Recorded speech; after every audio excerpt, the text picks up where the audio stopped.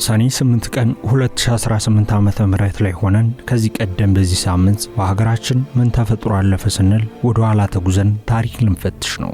የሳምንቱን ታሪክ ልንዘክር፣ ምን ተሰርቶ ምን ተከውኖ ታለፈ ብለን የዘመን ምዕራፎችን ልናገላብጥ ዛሬ የምንኖርበትን ዓለም የቀረጹ ክስተቶችን ፈትሸን እነሆ ይህ ተከውኖ ነበር ልንል በዛሬው ሳምንቱን በታሪክ ጥንቅራችንም በዘመን ኮርቻ ወደ ኋላ ተሳፍረን ሀገራችን ካየቻቸውና ታሪክ ከማይረሳቸው ታሪካዊ ክንውኖች አንዱን እናስታውሳለን።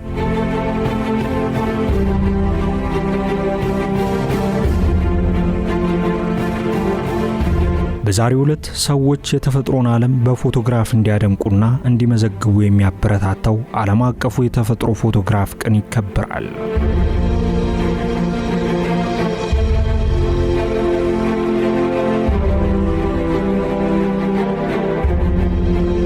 በየቀኑ ዓለም ስፍር ቁጥር የሌላቸውን አስደናቂ ነገሮች ትሰጠናለች። የተራሮች ውበት፣ የአዕዋፋት ዝማሬ፣ የጥንት ዛፎች ግርማና በሰማይ ላይ የሚታየው የደመና ትርኢት ተፈጥሮ ምን ያህል ለእይታ ማራኪ መሆኗን እንድንገነዘብ ይረዳናል። ሆኖም በዕለት ተዕለት ሕይወት ውስጥ እነዚህ አስደናቂ ነገሮች እየተለመዱ ስለሚሄዱ ሳይታዩ ይታለፋሉ። ነገር ግን ትኩረት ሰጠንም አልሰጠንም ተፈጥሮ በአስደናቂ ትርኢቷ መቀጠሉ አይቀሬ ነው። ይህንን አስደናቂ ውበት ለማስቀረት ፎቶግራፍን እንደ መሳሪያነት የተጠቀሙ ባለሙያዎች ግን በብዙ መንገድ ሰዎች ስለ ተፈጥሮ ያላቸውን ግንዛቤ እንዲያሻሽሉ እያደረጉ ነው። እንዲህም አለ ወይ የሚሉ ጥያቄዎችን በተለያዩ ዓለም አቀፍ መድረኮች ላይ እያስነሱ ለተፈጥሮ የሚኖርን እንክብካቤ ከፍ እያደረጉ ይገኛሉ። ፎቶግራፍ ያለ ቃላት ታሪክን ሊናገር፣ ስሜቶችን ሊቀሰቅስ፣ እርምጃን ሊያነሳሳና በዙሪያችን ያለውን ውበት ሊያስታውስ ይችላል። በፈረንጆቹ የጊዜ ቀመር በየዓመቱ ሰኔ 15 ቀን የሚከበረው የዓለም የተፈጥሮ የፎቶግራፍ ቀንም ይህንን የፎቶግራፍ ኃይልን የሚያጉላ በዓለም ዙሪያ ያሉ ሰዎች ተፈጥሮ እንዲመረምሩ፣ ውበቷን እንዲያደንቁና አንዳንድ አስደናቂ እውነቶች ተመዝግበው እንዲቀሩ የሚያበረታታ ነው። ቀኑ ከተራ ክብረ በዓልነት በዘለለ ከተፈጥሮ ዓለም ጋር ያለንን ግንኙነትና ተፈጥሮንም ለመጠበቅ ያለንን ኃላፊነት የሚያስታውስ ሆኖ ያገለግላል። ከእይታ ጥበባት መካከል አንዱ የሆነው ፎቶግራፍ የሰው ልጅን ጥልቅ የማወቅ ጉጉትና ፈጠራ ይወክላል ይባላል። ዘመናዊ ስልኮችና ዲጂታል ካሜራዎች ከመፈጠራቸው ከዘመናት በፊት እንኳን ፎቶግራፍ አንሺዎች ትላልቅና ውስብስብ መሳሪያዎችን ወደ ደኖች፣ በረሃዎች፣ ተራሮችና መልክዓ ምድሮች ይዘው ይጓዙ እንደነበር መረጃዎች ያሳያሉ። አብዛኞቹ ባለሙያዎች ምስሎችን ለማስቀረት አስቸጋሪ ሁኔታዎችን ተቋቁመዋል። ተግዳሮቶችን አልፈው ባስቀሯቸው ምስሎች ግን ዓለም ለተፈጥሮ ያለውን አመለካከት እንዲቀይር ረድተዋል። በ19ኛው ክፍለ ዘመን የተፈጥሮ ፎቶግራፍ እንደ ሳይንሳዊና ጥበባዊ ፍለጋ ይቆጠር ነበር። አሳሾችና የተፈጥሮ ተመራማሪዎች እጽዋትን፣ እንስሳትንና የመሬት ገጽታን ለመመዝገብ ፎቶግራፍን ተጠቅመዋል። የሳይንስ ልሂቃን ከፎቶግራፍ ባለሙያዎች ጋር ተጣምረዋል። ይቀርቡ የነበሩት ፎቶግራፎችም የረቀቁ እንደነበሩ መረጃዎች ያሳያሉ። ከ20ኛው ክፍለ ዘመን ጀምሮ ቴክኖሎጂ እየተሻሻለ ሲሄድ ፎቶግራፍ ይበልጥ ተደራሽ ሆነ። ካሜራዎች አነስ ያሉ፣ ቀላልና ለመጠቀም አመቺ ሆኑ። ዛሬ ላይ ማንኛውም ሰው እጁ ላይ ባለው የሞባይል ስልክ ተጠቅሞ ፎቶግራፍ ማንሳት ይችላል። ይህም በየቀኑ በሚሊዮን የሚቆጠሩ የተፈጥሮ ፎቶግራፎች እንዲፈጠሩ ምክንያት መሆን ችሏል። በዘርፉ 10 ዓመታትን የቆዩ ባለሙያዎች የተፈጥሮ ፎቶግራፍን አስፈላጊነት ሲያብራሩ አንደኛው ምክንያት ሰዎች የሚወዱትን ነገር ለመጠበቅ ዝንባሌ ስላላቸው ሁሌም ያንን ለማየት አስቀርተው መያዝ ይፈልጋሉ ይላሉ። ሌላኛው የሚነሳው ሐሳብ አንድ ምስል የደንን ውበት፣ የዱር እንስሳትን ባህሪና አደጋ ውስጥ ያለን ስነ ምህዳር ሊገልጽ ይችላል። እንዲህ ያሉ ምስሎች ሰዎች ስለ አካባቢ ጥበቃ እንዲጨነቁ ያበረታታል።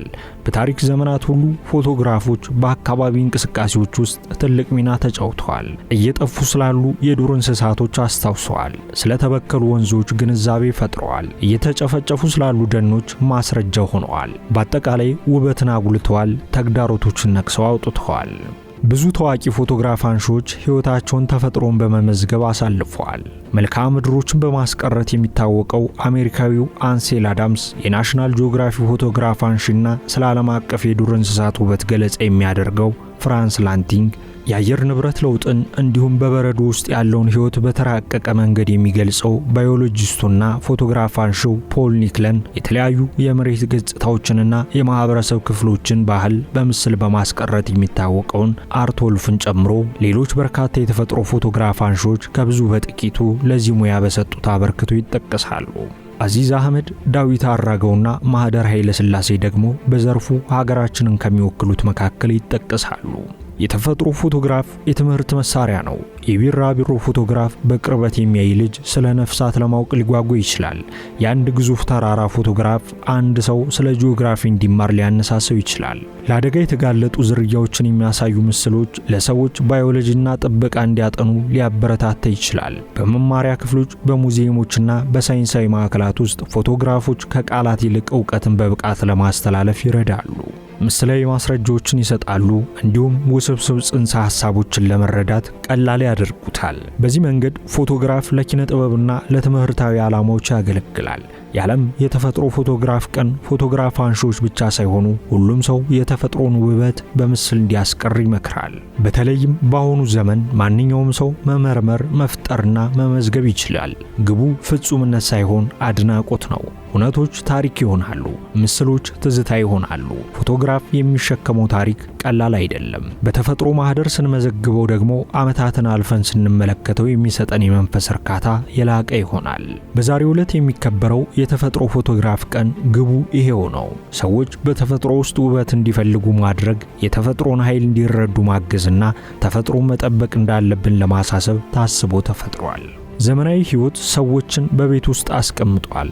ጫጫታን የሚጠሉ ብቸኛ ሰላም ማግኛቸው ቤታቸው እንደሆነ ያስባሉ። ከተሞች በግርግር ዓለማት የተከበቡ ሲሆኑ የሰዎች ምርጫ ቤት መሆኑ ባይገርምም የተፈጥሮ ፎቶግራፍ አንሺዎች ግን ከከተማ ርቀው ያሉ አካባቢዎችን በምስል በማስቀረት ሰዎች ወደዚያ አምርተው ሰላማቸው እንዲመልሱ መረጃ ይሰጣሉ። ዛፍን፣ አበባን ወይም መልክዓ ምድርን በጥንቃቄ መመልከት ቀላል ተግባር ዓለምን የምናይበትን መንገድ ሊለውጥ ይችላል። ፎቶግራፍ ማስተዋልን ያስተምራል። ትዕግስትን፣ የማወቅ ጉጉትንና ለዝርዝር ነገሮች ትኩረትን ያበረታታል። እነዚህ ባህሪያት ፎቶግራፍን ብቻ ሳይሆን ሕይወትንም ያበለጽጋሉ። እንደ ኢትዮጵያ ላሉ በተፈጥሮ ውበት ለተባረኩ ሀገራት የተፈጥሮ ፎቶግራፍ እጅግ በጣም ብዙ ዕድሎችን ይሰጣል። ኢትዮጵያ አስደናቂ ተራሮች፣ ልዩ የዱር እንስሳት፣ ጥንታዊ ደኖች፣ ሐይቆች፣ ወንዞችና የተለያዩ ስነ ምህዳሮች መገኛ ናት። ከሰሜን እስከ ዳሽን ተራሮች፣ ከጣና እስከ ጫሞ ሐይቅ፣ ከቀይ ቀበሮ እስከ ዋልያ ድረስ ሀገሪቱ ለፎቶግራፍ አንሺዎች ስፍር ቁጥር የሌላቸውን ርዕሰ ጉዳዮች ታቀርባለች። በዚህ የተነሳም የተፈጥሮ ፎቶግራፍ ለቱሪዝም አስተዋጽኦ ሊያደርግ ይችላል። ውብ ምስሎች ጎብኚዎችን ይስባሉ፣ ጥበቃን ያበረታታሉ፣ እንዲሁም የአንድን ሀገር የተፈጥሮ ቅርስ ለዓለም አቀፍ ታዳሚዎች ያሳያሉ። ብዙ ተጓዦች የመሬት ገጽታዎችንና የዱር እንስሳትን ማራኪ ፎቶግራፎች ካዩ በኋላ ቦታዎችን ይመርጣሉ። ይህም ለአንድ ሀገር የምጣኔ ሀብት እድገት መሰረት የሚሆን ነገር ይዞ ይመጣል። የዓለም የተፈጥሮ ፎቶግራፍ ቀንን ስናከብር እያንዳንዱ ፎቶግራፍ የትኩረት ጊዜ እንደሚወክል ማስታወስ ጠቃሚ ነው። ብዙውን ጊዜ ፍጥነትና ጫጫታ በከበበው ዓለም ውስጥ ትኩረታችን ሲከፋፈል እያስተዋልን ነው። ፎቶግራፍ ቆም ብለን እንድናስታውስ ይጋብዘናል። ውበት የሚገኘው ባላስተዋልናቸው ነገሮች ላይ ጭምር መሆኑን ያስታውሰናል። ተፈጥሮን ፎቶግራፍ ማንሳት ለመጠበቅና ውበቷን ለማድነቅ ያለንን ቁርጠኝነት ያሳያል። የማለዳን ፀሐይ፣ የሜዳንና የዝናብን ፍልሚያ፣ የአዕዋፋትን ትኩረትና የተራራን ከፍታ በምስል ለማስቀረት መቁረጥ ማስታወሻን ከመመዝገብም በላይ ትምህርት ይሆናል።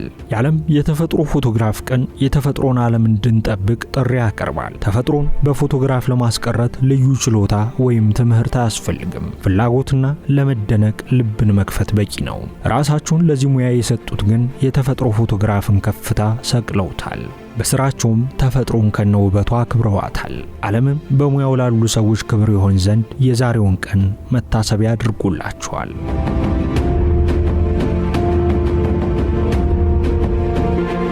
ሳምንቱን በታሪክም በዛሬው መሰናዶ የተፈጥሮ ፎቶግራፍ ቀንን ምክንያት አድርጎ ስለ ተፈጥሮ ውበት በሙያው ስለተራቀቁበት ሰዎችና ስለ ቀኑ አስፈላጊነት ሐሳቦችን እንዲህ አንስቷል።